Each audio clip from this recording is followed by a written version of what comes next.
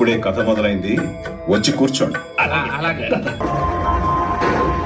అరి అంటే శత్రువు అని అర్థం. అరి షడ్వర్గాలు అని అంటే 6 శత్రువులు.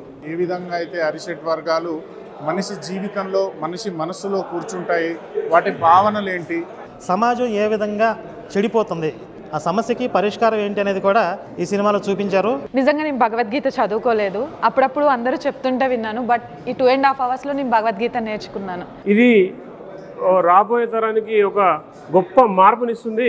ఒక మోడర్న్ ఎరాలో మన గీతాన్ని ఎలా బోధించాలని ఒక బ్లెండ్ ప్రకారం ఈ సినిమా తీశారు.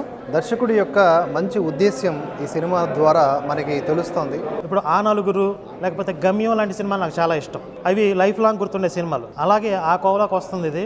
నేచర్ అనేది ఎప్పుడు మనం ఏ పని చేస్తున్నా కూడా మనతో మాట్లాడే ప్రయత్నం చేస్తూ ఉంటుంది.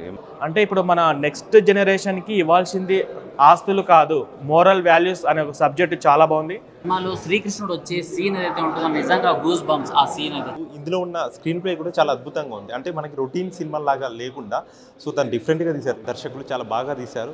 భగవద్గీతను చదవండి, రామాయణాన్ని చదవండి, మహాభారతాన్ని చదవండి అని పిల్లలకు చెప్పే బదులు ఈ అరి సినిమా చూపించండి.